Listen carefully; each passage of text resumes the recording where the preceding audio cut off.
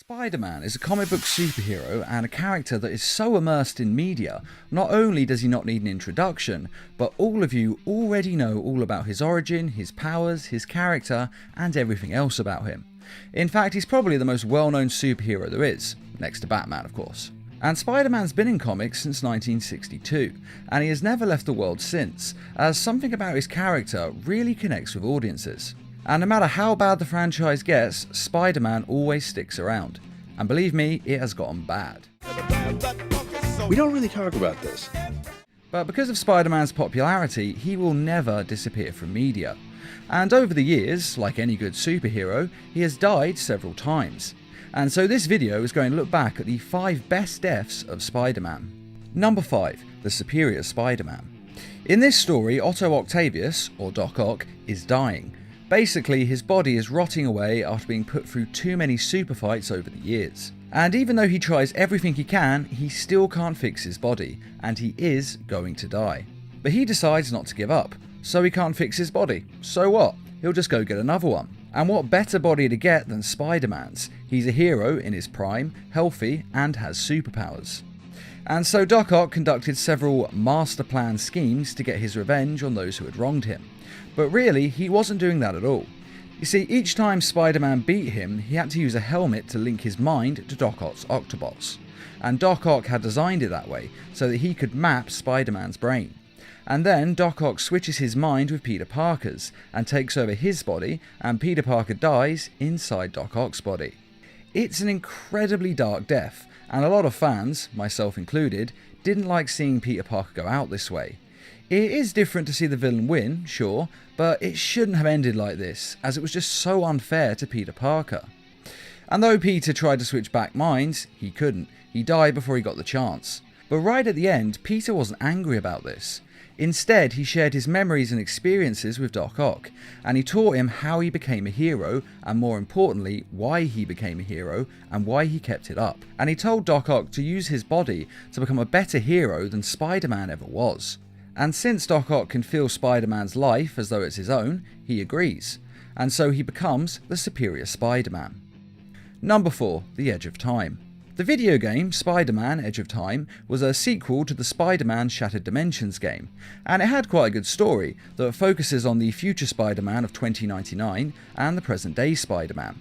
And the game opens with the death of Spider-Man at the hands of Anti-Venom, the Eddie Brock version.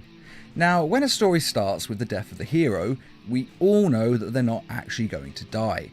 It's just there to create a sense of drama, and we all know that the hero will find a way to survive. And add to that the fact that this game is all about time travel, and we all know he wasn't going to die, or at least he was going to go back in time and stop this from happening. But in actual fact, Spider-Man did die. The game follows through on the beginning, and has him unable to avoid his fate and die. Now, this would have been quite impressive, if not for the fact that he is then taken to the future, and the future medical tech is able to bring him back to life. Some might say it's a bit of a cop-out, but I actually think it's kind of impressive that they had him die in the first place, and not just go back in time and change it with the time machine. Yes, going forwards in time isn't much better, but it is a little better. And the best bit about this death is that Spider-Man knows he is going to die, and yet he still goes into the fight anyway, because it's the right thing to do, and heroes do what is right no matter the situation or the risks involved. And this really shows us Spider-Man's character and his unwavering morals of doing what is right, even if he has to sacrifice himself in the process. Number 3. The Spider-Verse. The original Spider-Man in this universe is the one that we're most familiar with. Bitten by a spider, his Uncle Ben died, and he became one of the greatest heroes in the world. We all know the story. And he was what Spider-Man should be, a brave and bold hero who fights his best against supervillains and helps people no matter what. But unfortunately in this case, the Kingpin was able to take him out.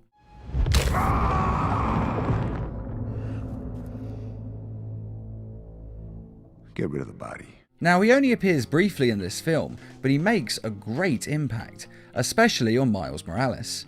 Because Miles only becomes a hero because Spider-Man is gone and the void needs to be filled. And though other Spider-Men from other universes helped train him, I honestly think the one who had the most influence on his life was the one who died, as he showed him what it meant to be a hero, what you had to give and the risks involved. And without him dying, then Miles would have never become Spider-Man, as it's not the life that he wanted. So basically, Peter Parker has become Miles Morales' Uncle Ben, as beforehand Miles didn't want to be a hero, but after the death of Peter Parker, he realises that he has to become a hero. With great power comes great responsibility. So it's a slightly different take on a very familiar story. Which is also why this death works so well, because if it was any other superhero, this wouldn't work. If it was a hero we didn't know who just dies in the first 5 minutes of the film, no one would really care. But thanks to all the Spider-Man movies, comics and video games, everyone on the planet is familiar with his character, to the point where newer films, such as the Marvel ones, don't even bother telling his origin story, because we all know it at this point. And it's because of this that we can really feel his death in our hearts, even though he's barely in the film.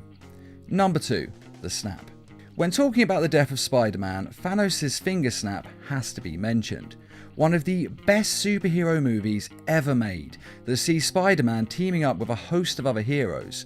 He travels with Iron Man and Doctor Strange into deep space, and finally to an alien world, where he teams up with even more heroes to fight Thanos en masse. And it's a great sequence to watch, and must have cost millions to make. And Spider-Man is actually incredibly helpful in this fight, saving lives and even going so far as to be the one who almost gets the gauntlet off of Thanos. It's coming, I got it! But as we all know, Thanos ultimately gets all the Infinity Stones and enacts his plan of wiping out half the universe, because apparently, according to Doctor Strange, it's the only way to defeat him. But sadly, this finger snap sees Spider-Man dissolve into nothing. I don't want to go. I don't want to go, sir. Please. Please, I don't want to go. I don't want to go. And it's actually one of the more painful deaths in the film. A lot of others do dissolve, yes, but it's Peter Parker's final words to Tony Stark that make him sound so young, and we remember that he's more of a Spider-Teen than Spider-Man. And having him risk his life so young and then to lose it like this is just heartbreaking to watch.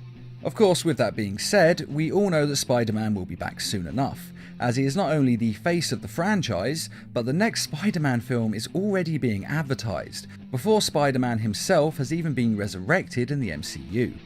Which really lowers the stakes for Infinity War Part 2, as we know 100% that he's coming back. I mean, to be fair, we kinda did already, but seeing him actually advertise another film in a trailer, it's just a little bit tacky. They could have waited a few more months. But even when we take that into account, it's still a great death, and one of the more memorable out of everyone else who died in that film. And without a doubt, it's the death of Spider-Man that audiences are now the most familiar with. And though it may seem a bit simple, as it's just Thanos snapping his fingers, don't forget that finger snap was a decade in the making. Number 1. Ultimate Spider-Man. Now, this is widely considered to be the best Spider-Man death that we've ever seen, and for good reason. In the Ultimate Universe, Spider-Man is still the Peter Parker that we know and love, though he's a little bit younger in this version. But he's a hero with the same powers and pretty much the same past. And in this universe, the Sinister Six have broken out of prison and are coming for Peter Parker. Not Spider-Man, but Peter Parker, as they know who he is and more importantly, where he lives. Now, Peter manages to get Aunt May and Gwen Stacy out of their home and to safety, and then he heads off for the confrontation with the villains.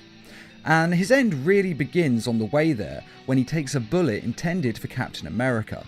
And obviously a bullet wound is the last thing he needs when he has to go fight some of the most powerful supervillains in the world. But he is Spider-Man, and so he manages to work up the strength to stand. Now, he can't go to a hospital without giving away his identity, so instead he webs his wounds as closed as possible and gets web slinging home. He could have obviously gone somewhere else to get patched up, but he desperately needs to get home because he's scared they're going to hurt innocent civilians. And I have to say that doing all of that with a bullet wound takes a willpower made of iron. And then when he arrives home, there is a truly epic showdown, which sees Electro, Sandman, Vulture, Kraven and Norman Osborn versus Spider-Man and the Human Torch and Iceman, who at this point in that universe have been living with Peter Parker. Now, you may have noticed I only listed 5 of the Sinister Six there, and that's because Norman Osborn has killed Dr. Octavius. When the Doc said that he didn't want to waste time killing Spider-Man, he just wanted to get on with his life. But the fight with the Sinister Five still has quite a few eventful moments. But my favourite moment is without a doubt when Aunt May returns, gun in hand, and guns down Electro.